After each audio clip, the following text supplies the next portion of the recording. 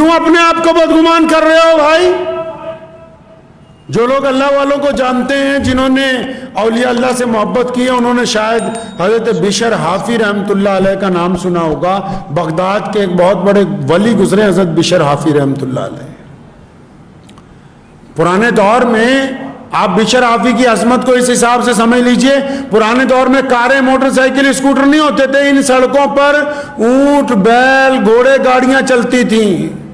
اور لکھا ہے کہ بشر حافی جس جگہ رہتے تھے، جن گلیوں سے، بازاروں سے روزانہ گزر کے مسجد جاتے تھے، ان کی زندگی میں کبھی کسی گھوڑے گاڑی نے، کبھی کسی جانور نے سڑک پر لید نہیں کی، کیونکہ بشر حافی ننگے پاؤں مسجد جاتا ہے، اس لیے اس کے احترام میں ساری زندگی سواری گاڑیوں میں سے کسی جانور نے بھی بغداد کی گلیوں کے اوپر لید نہیں کی۔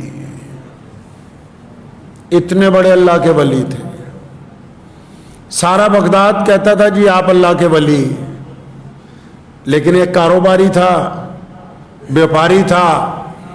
بندے کو جب کچھ مل جاتا ہے نا جی، کسی کو تھوڑا سا علم مل جائے وہ کہتا باقی جاہل ہیں، کسی کے پاس زیادہ دولت آ جاتی کہتا باقی تو غریب ہیں، کوئی کسی عہدے پہ بیٹھ جائے وہ کہتا نہیں نہیں باقیوں کے اوپر تو میں حاکم لگ گیا ہوں، کسی کو تھوڑا سا حسن زیادہ مل جائے نہیں نہیں باقی تو بدصورت ہیں، ساری تو دنیا مجھے ہی دیکھ رہی ہے۔ اللہ جب کسی کو کچھ دیتا ہے تو کئیوں کا دماغ میں فتور آ جاتا ہے، گمان غلط ہو جاتا ہے۔ تو ایک کاروباری تھا، تو وہ کہتا جی میں تو بشر حافی کو اللہ کا ولی نہیں مانتا۔ بھائی کیوں نہیں مانتے؟ کہ جمعے والے دن نماز کے بعد سنت مسجد میں نہیں پڑھتے، سنت نہیں پڑھتے مسجد میں۔ تو چلو کوئی بات نہیں جی، نہ مانو۔ تو بیپاری خود کہتا میں تو اتنا حسد میں آیا، اتنا ناراضگی میں آیا، تو میں نے سوچا یہ بشر حافی کرتا کیا ہے جمعے کے بعد، یہ لوگوں کو بتاؤں گا۔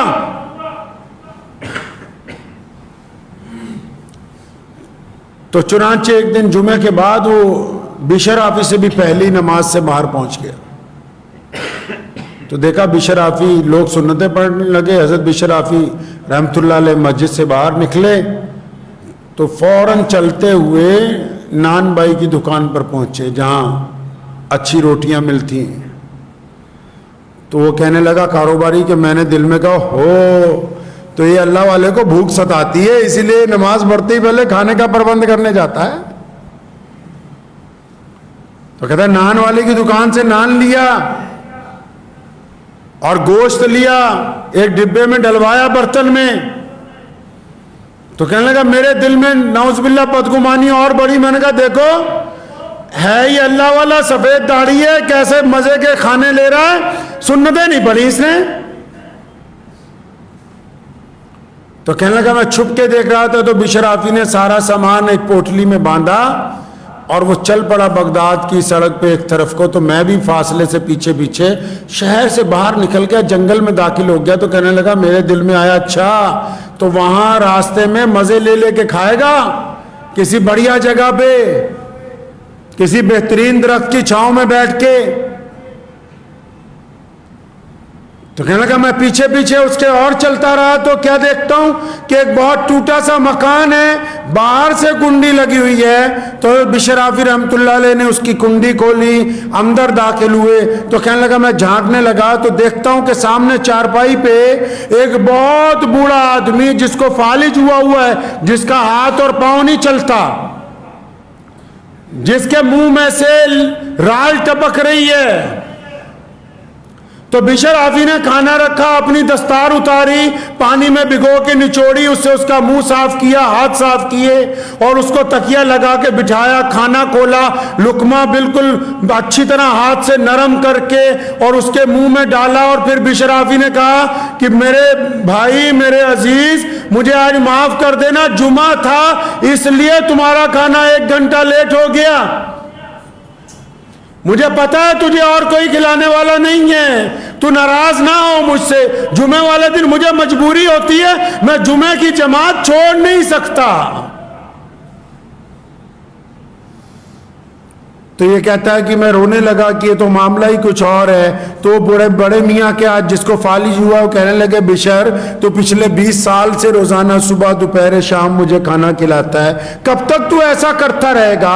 بشر نے کہا جب تک میرے رب نے مجھے طاقت دے رکھی ہے. کہنے لگا تجھے ملتا کیا ہے؟ فرمایا میں جب ایسی نیکی کرتا ہوں جو بس میرے رب کو پتا ہے اور آپ کو پتا ہے, تو اللہ نے تو مجھ جیسے فقیر کی عزت لاکھوں دلوں میں ڈال رکھی ہے. کچھ نیکیاں تو ایسی ہونی چاہیے کہ جن کا تعلق اللہ اور بندے کے درمیان ہو.